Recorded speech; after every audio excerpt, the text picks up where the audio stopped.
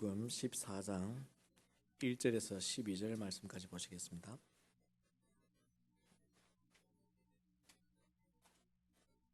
요한복음 14장 1절에서 12절 말씀입니다. 한 절씩 이렇게 교독해서 봉독합니다.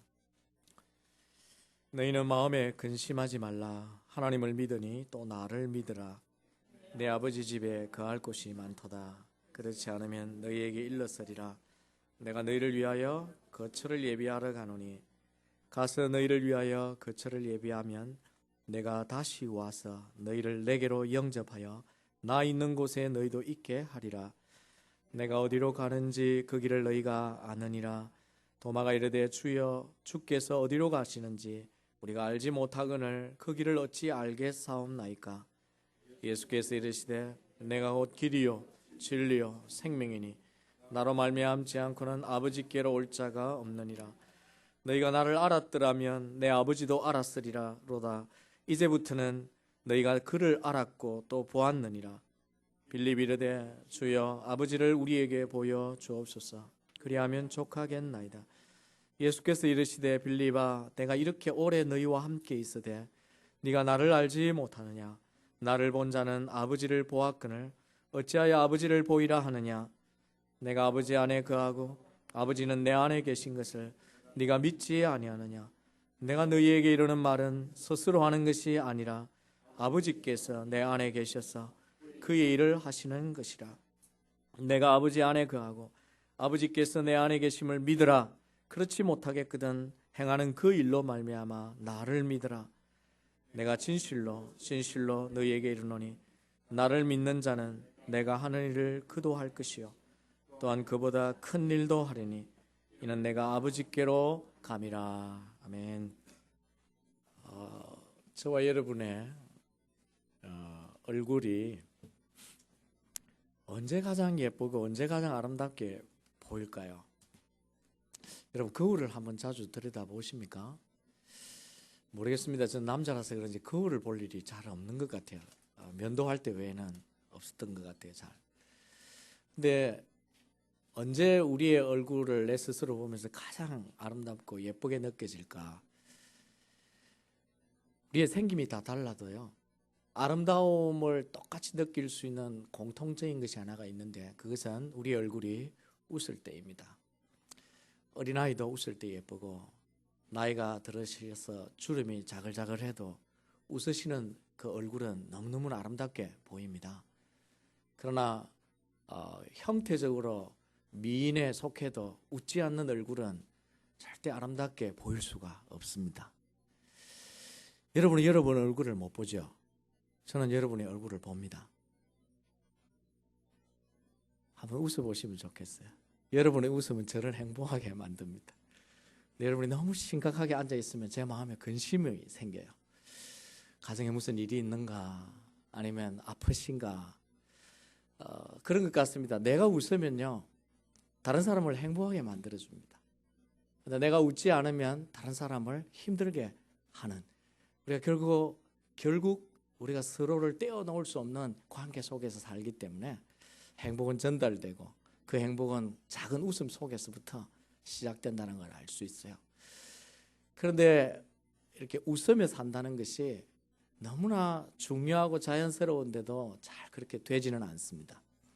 여러분은 어떤 것 같아요? 하루 동안 얼마나 웃으며 사는 것 같습니까? 언젠가 제가 잠시 소개를 드렸는데 한국 어떤 조사에 의하면 한국 분들은 보통 하루에 한 10번 정도 웃는다고 합니다. 그런데 10번이면 횟수가 꽤 괜찮은 것 같은데 그 연구조사에 의하면 그 시간이 문제입니다.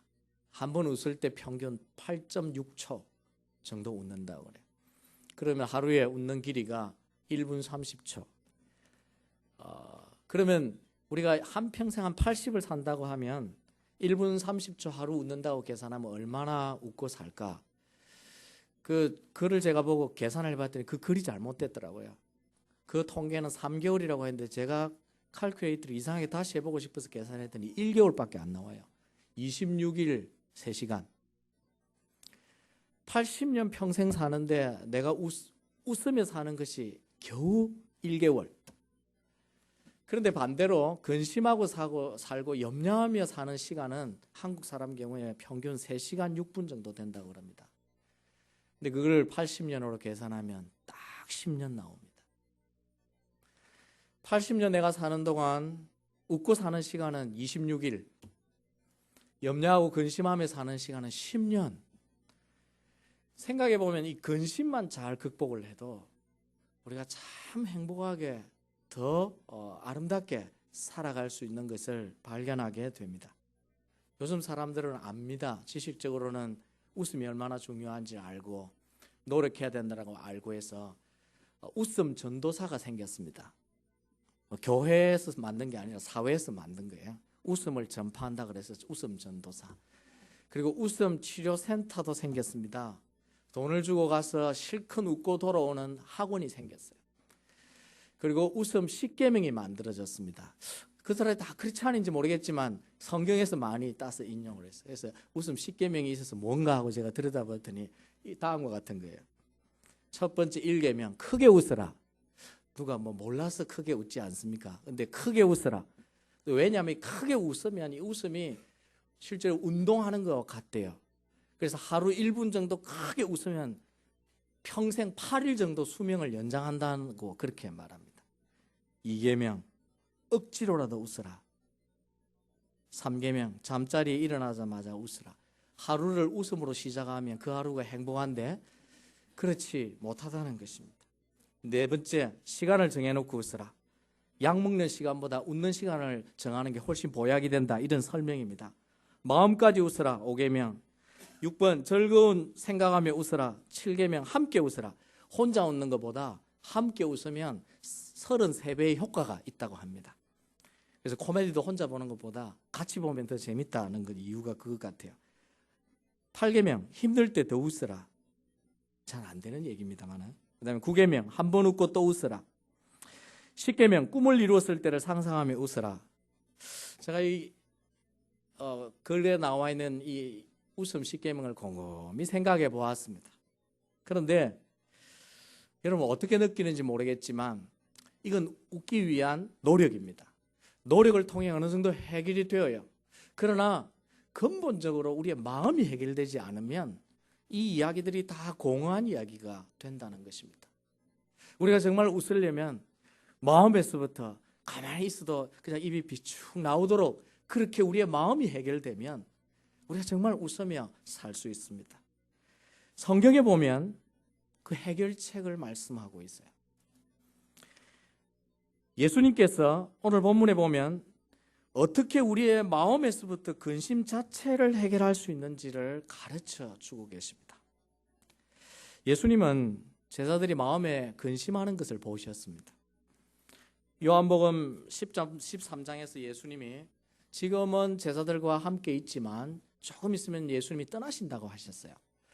그래서 제자들이 갑자기 마음에 근심이 생겼습니다.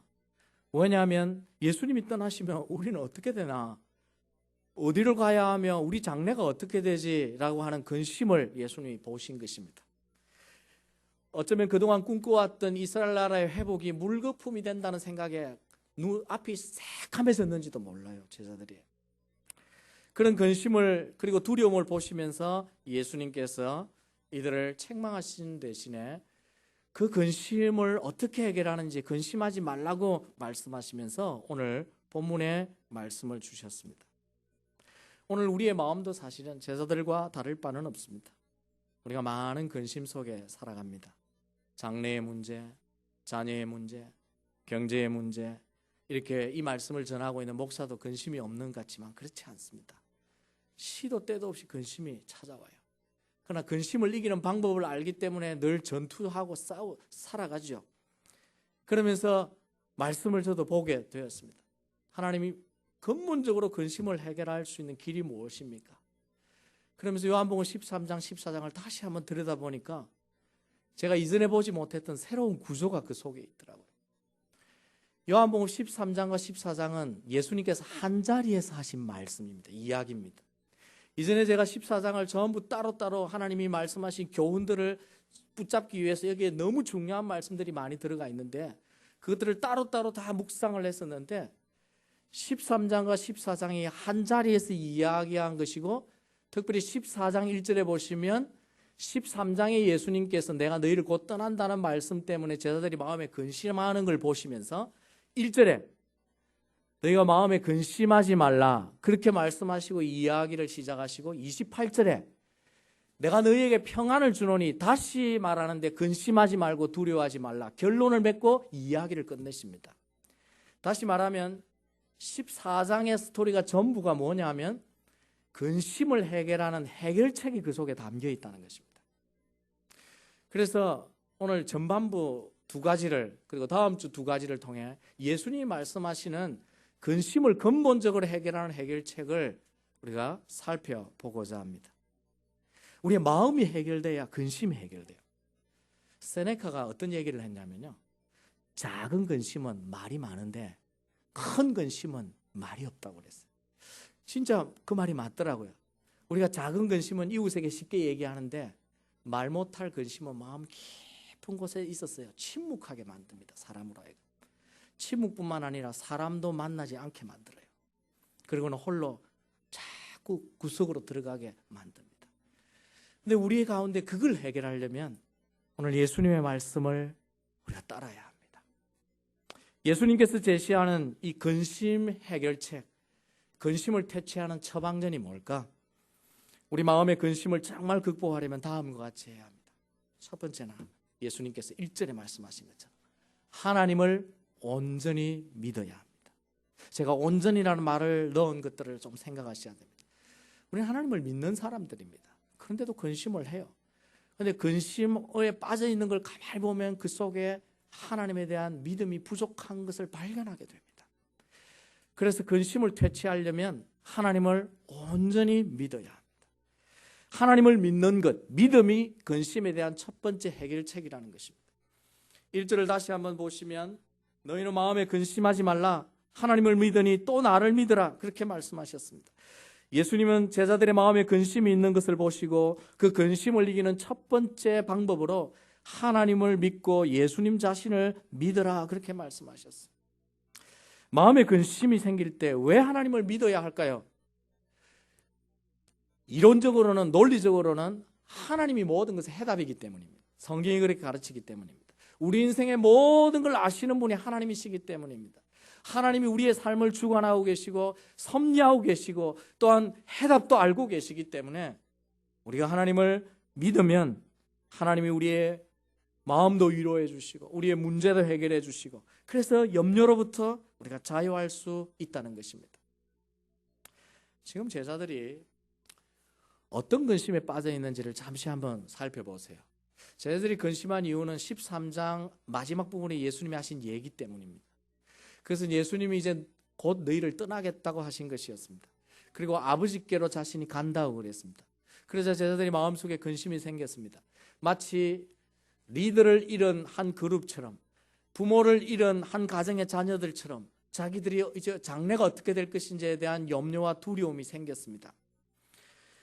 그때에 제자들이 그래서 물었습니다. 예수님 어디로 가십니까? 내가 아버지께로 간다. 아버지께로 가는 그 길을 우리는 알지 못하지 않습니까? 그렇게 물었습니다. 그때 예수님께서 아니다, 너희들이 안다 그렇게 말씀하셨습니다. 그러면서 예수님께서 제자들에게 이런 답을 주셨어요. 그 답이, 그래서 나온 답이 바로 내가 곧 길이요 진리요 생명이니 나로 말미암지 않고는 아버지께로 올 자가 없느니라 말씀하시면서 예수님이 지금 하시는 말씀은 내가 길이고 진리임을 믿으라는 것입니다. 믿으면 보이지 않지만 아버지께로 가는 길을 알게 되고 근심하지 않고 두려워하지 않게 된다 하는 것이 예수님의 답입니다. 심지어 29절 말씀해 보시면요, 예수님께서 지금 이런 이야기를 하는 이유가 진짜 그 일이 일어날 때 너희들로 하여금 믿게 하기 위해서 하는 말씀이다 라고 이렇게 말씀하십니다. 이 말은 예수님이 정말 떠나시고 안 계실 때에 너희들이 근심에 빠질 텐데 그때 근심에 빠지지 않으려면 뭐 해야 된다는 겁니까? 믿어야 된다는 것입니다. 하나님을 믿어야, 그리고 하나님의 약속을 믿어야 근심하지 않게 된다고 예수님께서 말씀하십니다. 그렇습니다. 우리가 우리의 미래를 알지 못하고 장래에 대한 두려움이 생기고 근심이 생길 때 근본적으로 예수님을 믿어야 합니다. 예수님이 길이심을, 예수님이 진리심을, 예수님이 생명이심을, 내가 지금 바르게 살아가고 있는가라는 불안함이 생길 때 예수님이 진리이기 때문에 그 진리 안에 있으면 내가 바르게 산다는 것에 대한 근심을 떨칠 수가 있습니다. 내 미래와 영원한 문제가 어떻게 될까? 죽음 이후에 대한 두려움이 있으면 예수님이 생명이기 때문에 그분을 믿음으로써 죽음에 대한 두려움과 생명에 대한 두려움을 떨쳐버릴 수 있다는 것입니다. 그래서 예수님을 믿어야 한다는 것입니다. 그런데 제가 생각해 보았어요. 우리의 근심은요, 너무나 다양합니다. 우리의 근심이 단순히 나의 영혼과 죽음과 이런 문제만은 아닙니다. 다양한 문제들로 우리가 사실은 근심합니다. 현재 어려운 상황에서 내가 어떻게 벗어날 수 있을까? 지금은 이렇게 어려운데 내 장래는 어떻게 될까? 우리가 하나님의 자녀로 살아가지만 상황이 어려운데 하나님의 뜻까지 알지 못하면 불안해하고 염려하고 두려워할 수밖에 없어요. 성도라도 두려움이 찾아올 수밖에 없습니다. 그럴 때 근심을 이기려면 하나님을 믿어야 한다는 것입니다. 그런데 어떤 하나님을 믿느냐가 중요합니다. 내 미래에 대한 불안함, 내 장래에 대한 두려움으로 근심하게 될 때는 어떤 하나님을 믿어야 할까요? 내 인생을 주관하시는 하나님을 믿어야 합니다. 내 모든 인생을 책임지시고 나를 섭리하시고 나를 이끌어 가시는 그 하나님을 믿으면 나의 미래에 대한 두려움으로부터 탈출할 수 있습니다. 여러분이 혹시 현재의 어려움 때문에 장래에 대한 두려움이 생기고 있다면 여러분의 인생을 하나님이 책임지시고 주인이 되셔서 이끌고 계신다는 사실을 여러분이 믿으시기 바랍니다. 그 하나님의 섭리를, 하나님의 그 주권을 믿으면 마음이 편안해져요. 이건 실제 제가 삶 속에서 적용하는 것입니다. 하나님, 나의 미래가 어떻게 될 것입니까? 현재를 통해 미래를 예측하죠. 그럴 때 마음에 근심이 생깁니다. 근데 하나님이 나의 부르심을 생각하며 하나님께서 하나님의 부르심에는 후회하심이 없다라는 말씀에 마음이 편안해져요. 하나님이 나를 어떤 길로 인도하든지 나를 부르시는 그 하나님, 나를 이 자리에 부르신 그 하나님 결코 후회하지 않으신다는 것을 생각하면 나도 후회할 필요가 없는 거예요. 그리고 하나님께서 이끄신다는 그 주권에 나를 맡길 때 내가 미래에 대한 근심에서 벗어나게 되더란 말입니다. 뿐만 아닙니다. 우리의 근심은 당장 먹어야 할 것에 대한 근심도 있습니다. 그렇죠? 요즘처럼 경기가 어려우면 경제적인 문제, 다가오는 필요, 이 앞에 우리가 늘 근심하게 되지요. 그런데 예수님께서도 그걸 아셔요. 예수 믿는 우리에게도 이 세상의 수많은 필요 때문에 근심하고 염려한다는 걸 주님이 알고 계십니다. 그런데 그때는 어떤 하나님을 믿어야 할까요? 그때는 우리의 필요를 공급해 주시고 채워주시는 하나님을 믿을 때 근심에서 사라지는 것입니다. 예수님께서 그것을 마태복음 6장에서 교훈하고 계시지 않습니까? 예수님 이렇게 말씀하십니다. 내가 너희에게 이르노니 목숨을 위하여 무엇을 먹을까, 무엇을 마실까, 몸을 위하여 무엇을 입을까, 뭐 하지 말라? 염려하지 말라. 그렇게 예수님 말씀하십니다. 예수님이 아무런 대책을 세워주시지 않으시면서 무조건 염려하지 말라 하신 건 아닙니다. 그 말씀을 계속 읽어보면 그 뒤편에 32절에 보면 너희 하늘 아버지께서 이 모든 것이 너희에게 있어야 할 것을 아신다고 그러셨습니다. 하나님이 알면 뭐합니까? 하나님이 아시는 것으로 끝나지 않고 그 다음 말씀에 보면 뭐라고 하시느냐 하면 33절에 4절에 이렇게 말씀하십니다. 다 같이 한번 읽어봅시다. 시작. 그런즉 너희는 먼저 그의 나라와 그의 의를 구하라. 그리하면 이 모든 것을 너희에게 더하시리라. 그러므로 내일 일을 위하여 염려하지 말라. 지금 예수님의 말씀은 성도는 이 땅에 살아가면서 모든 필요가 있는데 그 필요가 있을 때 세상 사람들처럼 근심하고 사는 것이 아버지의 뜻이 아니라는 것입니다. 하나님이 그 필요를 다 아시고 알 뿐만 아니라 그 필요를 뭐 하시겠다는 것입니까? 채워주시겠다는 것입니다. 그러므로 하나님이 원하시는 것은 염려하지 말라는 것이 하나님의 뜻이라는 것입니다. 그러나 우리가 염려합니다. 사실 당장 다음 주에 그걸 해결해야 되는데 없어요. 그러면 이게 직분과 상관없이 신앙 연수와 상관없이 염려가 됩니다. 그런데 그때 어떤 하나님을 믿어야 되냐면 때가 되면 채우시고 해결하실 하나님을 믿으면 마음의 근심이 사라져요. 그리고 사실 지나가 보면 하나님이 어떻게 도와주시고 해결이 되어 있는 것을 발견하게 됩니다. 그런데 해결될 때까지는 마음의 근심이 생기지 않습니다. 그런데 그때 근심을 이기는 방법이 바로 하나님을 믿는 것입니다. 이 일도 하나님이 해결하실 것이다. 이 필요도 하나님이 채우실 것이다. 라는 사실을 믿음으로 근심을 이기는 것입니다. 뿐만 아니라 우리가 아무리 애써도 안 되는 일들이 있어요. 해결은 해야 되는데 내 지혜와 내 방법으로 안 됩니다. 그때는 어떤 하나님을 믿어야 됩니까? 전능하신 하나님을 믿는 길밖에 없습니다. 나는 안 되지만 누구는 하실 수 있다? 하나님은 하실 수 있다. 라고 믿는 믿음이 내 마음을 평안케 합니다. 그렇지 않으면 해결되지 않는 그 일에 붙잡혀서 근심에서 헤어나올 방법이 없어요. 자, 우리는 모두 하나님이 존재하심을 다 믿습니다. 그런데도 우리가 근심에 사로잡힙니다. 그러면 어떤 믿음이 필요하냐면 내가 근심하는 문제에 하나님은 어떻게 하실 수 있는지를 믿는 믿음이 필요한 것입니다. 내 생활 속에 일어나는 다양한 문제 속에 그 문제를 하나님이 어떻게 다루실 수 있는지를 믿는 또 다른 믿음이 필요한 거예요. 하나님의 존재만 믿는 것으로 해결되지는 않습니다. 그 하나님이 어떤 분이신지, 내 미래에 대해서는 주권을 가지고 역사하시는 하나님, 필요에 대해서는 공급하시는 하나님, 내가 해결할 수 없어서 연약해서 어쩔 줄 몰라 하는 이 문제에 대해서는 하나님이 전능하시다는 것을 믿는 믿음이 필요할 때, 있을 때 우리가 근심에서부터 해결해 나올 수 있습니다. 그래서 하나님께서 우리를 버려두지 않는다고 하셨어요. 우리가 어떤 상황, 어떤 문제 속에서도 하나님이 홀로 두지 않겠다고 말씀하시면서 우리에게 이렇게 말씀하십니다. 두려워하지 말라. 내가 너와 함께함이라. 놀라지 말라. 나는 내 하나님이 됨이니라. 내가 너를 굳세게 하리라. 참으로 너를 뭐해 주리라? 도와주리라.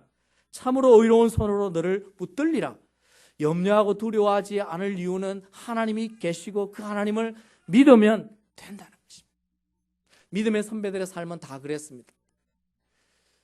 시편을 한번 읽어보세요. 다윗도 근심했어요.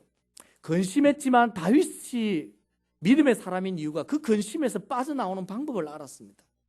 그래서 다윗은 근심이 찾아올 때 하나님 앞에 나아가서 하나님을 바라보면서 늘 노래하고 찬양하고 기도한 것입니다.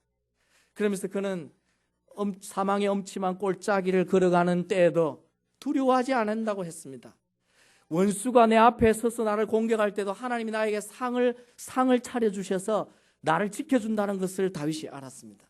그래서 하나님이 나의 목자시니 내가 뭐가 없다? 부족함이 없다 노래할 수 있었던 것입니다. 다윗이 근심이 없었던 것이 아니라 근심이 있었지만 근심을 해결하는 방법을 알았습니다. 그러므로 우리가 근심이 찾아올 때 선택해야 합니다. 내가 그 근심에 빠져 살 것인가? 아니면 하나님을 믿고 하나님께 맡기며 근심을 탈출해 나올 것인가? 선택해야 합니다. 그래서 베드로가 우리에게 이렇게 권면하지요. 너희 염려를 다 주께 맡기라. 이는 그가 너희를 돌보심이니라. 자, 우리가 근심이 찾아올 때 하나님을 믿는다는 것은 어떤 하나님임을 알고 내 문제를 하나님께 맡기기를 선택하는 것입니다. 그러면 근심에서 자유할 수 있습니다. 사랑하는 성도 여러분, 여러분 하나님을 어떻게 믿으십니까? 존재하심만 믿는다고 해결이 되는 건 아니에요. 그 하나님이 어떤 분인지 내 생활 현장과 문제 속에서 하나님을 새롭게 묵상하고 그분을 믿어야 합니다. 제가 참 좋아하는 말씀을 하나 소개해드리기를 원합니다. 시편 말씀인데 같이 한번 읽어볼까요? 시편 112편 7절 8절 한번 읽겠습니다. 시작. 그는 흉한 소문을 두려워하지 아니하며 여호와를 의뢰하고 그의 마음을 굳게 정하였도다. 그의 마음이 견고하여 두려워하지 아니할 것이라.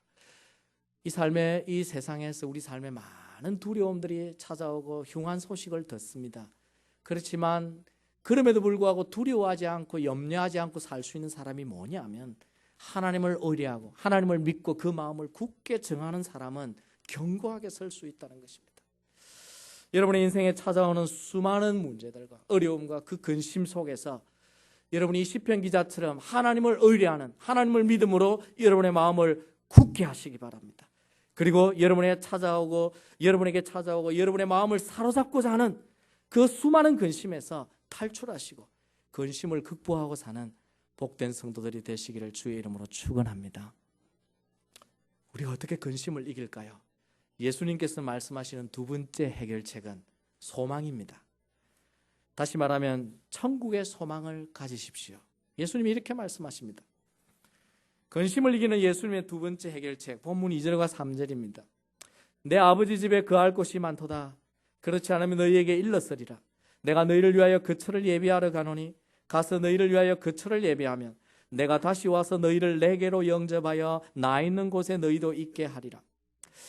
예수님께서 제자들을 떠나실 것이라고 말씀하시자 제자들은 예수님이 어디로 가는지 알지 못하고 이제 자기들이 홀로 버려진다는 생각에 두려워했습니다. 그리고 예수님이 지금 가는 곳에 함께 갈 수 없다는 말에 제자들이 더 근심했습니다.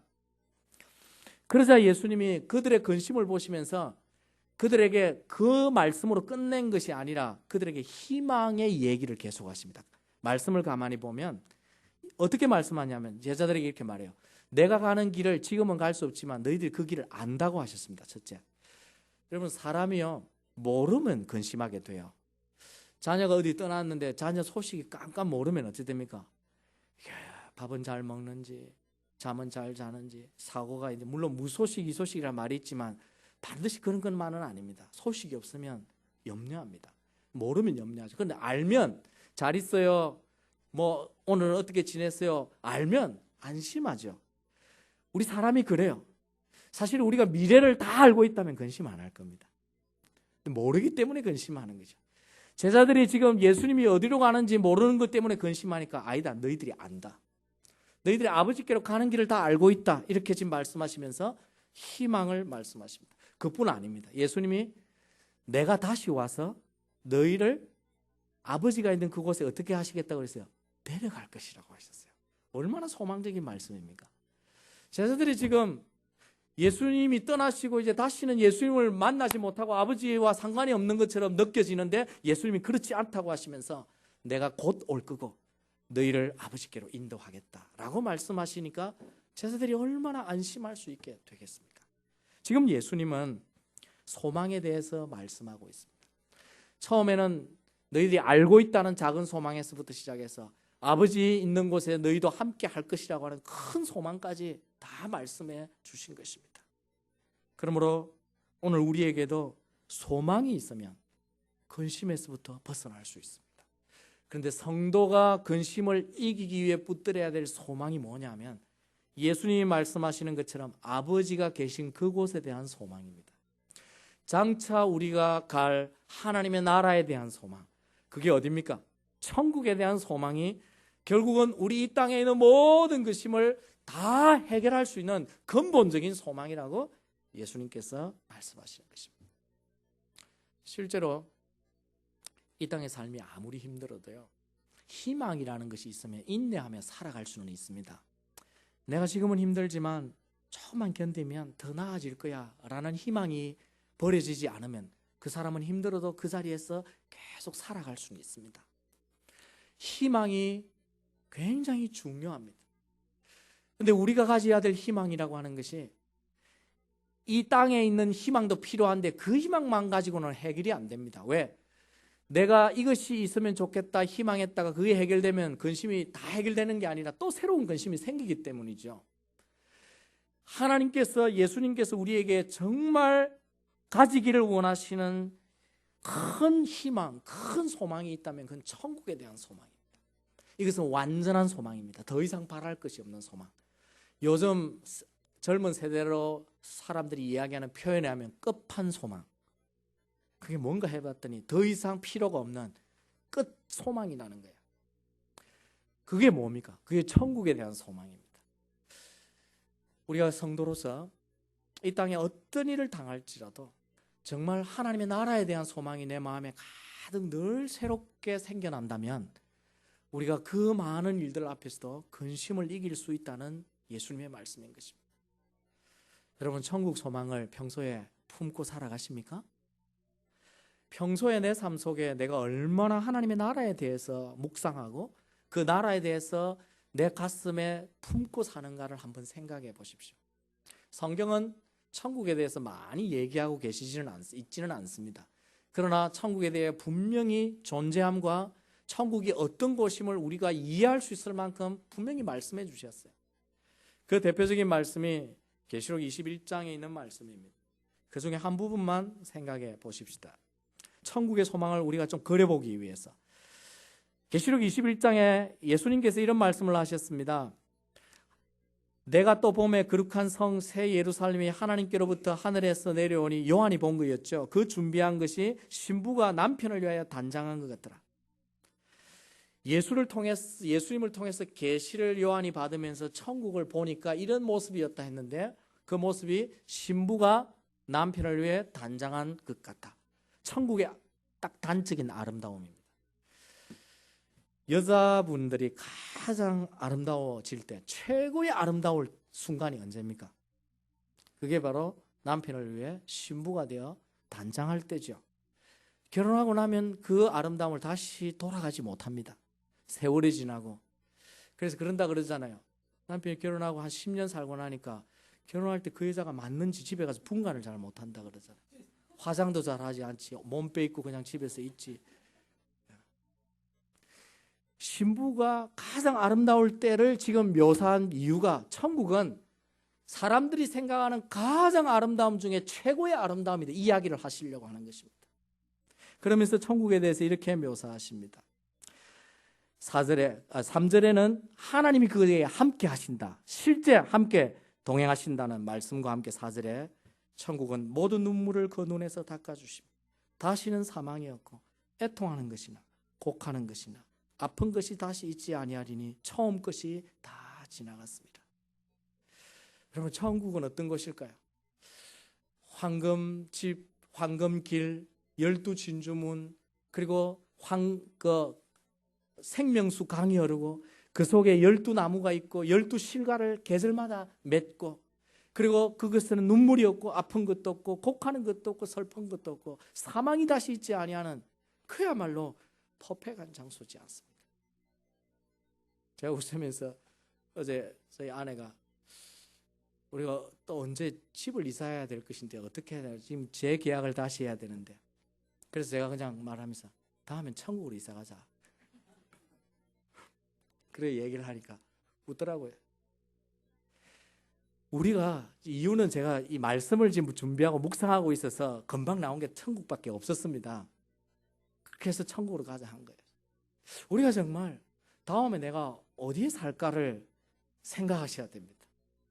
우리가 이 땅에서 수없이 이사하고 이것도 살고 저것도 살고 인생을 살지만 우리가 가야 할 제일 마지막 우리 집은 어디입니까? 천국입니다.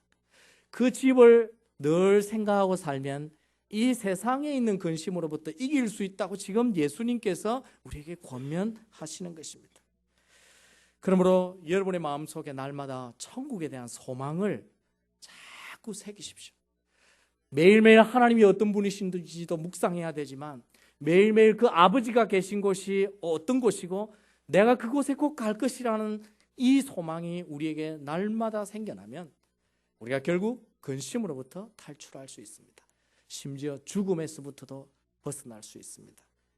스코틀랜드의 초기 신앙인이었던 헬렌 스토크라고 하는 부인이 신앙 때문에 붙잡혀서 남편과 함께 사형 집행을 당하는 그 길을 걸어가면서 이 부인이 남편에게 건넨 마지막 인사가 뭐였냐면, 여보, 우리 작별 인사하지 맙시다. 왜냐하면 우리가 곧 지금보다 훨씬 아름다운 천국에서 만날 것이기 때문이죠. 이 순간이 우리에게는 가장 기쁜 순간입니다. 여보, 그렇지 않나요? 그러면서 이 헬렌 스토크가 곧 천국에 들어갈 소망 때문에 사형 집행이라고 하는 가장 인간에게 두려운 순간을 근심에서 벗어나서, 두려움에서 벗어나서 천국의 소망으로 이겼다는 기록들이 이분뿐만 아니라 수없는 믿음의 사람들에게 남겨져 있습니다. 오늘 저와 여러분에게 찾아오는 수많은 근심들은 다 이길 수 있습니다. 해결할 수 있어요. 오늘 주보에다가 글을 남겼지만 근심은 손님일 뿐이다. 손님으로 찾아온 분은 언제든지 떠나잖아요. 그런데 이분이 안 떠나도록 내가 붙잡고 있기 때문에 안 떠나는 거예요. 이분이 떠나도록 놔야 됩니다. 그 놔는 방법이 뭐냐면 오늘 예수님이 두 가지를 가르쳐 주셨습니다. 하나님을 믿으라. 두 번째는 천국의 소망으로 살아라. 그렇게 말씀하시는 것입니다. 사랑하는 성도 여러분, 여러분이 믿는 하나님은 어떤 하나님이십니까? 그리고 여러분의 마음속에 품고 있는 가장 큰 소망은 어떤 소망입니까? 이 땅에 수많은 근심들이 우리에게 찾아올지라도 하나님께서 우리에게 주시는 이 약속과 소망을 잊지 마시기를 바랍니다. 내가 이렇게 수고한 뒤에 하나님 반드시 우리의 수고를 갚아주시는 날이 있습니다. 내가 세상 마음대로 살고 싶은 대로 살지 않고 진리대로 힘들게 사는 것에 대해서 하나님 반드시 칭찬해 주시는 날이 있습니다. 내가 예수 믿는 것 때문에 내가 눈물 흘리고 고통할지라도 그 눈물을 닦아주시고 우리에게 영원한 면류관, 생명의 면류관, 그리고 영광의 면류관으로 씌워주시는 날이 있습니다. 우리가 그 때를 생각하면서 이 시간에 이 세상에 하나님을 순간순간 믿고 의뢰하시고 그리고 천국 소망으로 우리에게 어떤 근심이 찾아올지라도 그 근심을 기꺼이 퇴치하고 극복하고 잘 이겼어서 우리가 보다 큰 웃음과 기쁨 가운데 살아가는 복된 성도들 되시기를 주의 이름으로 축원합니다. 우리 다 같이 한번 기도하시겠습니다. 하나님, 이 한 주간을 우리가 하나님 믿고 소망 가운데 살게 해달라고, 우리 마음속에 있는 근심을 이기게 해달라고 한번 기도합니다. 하나님 아버지,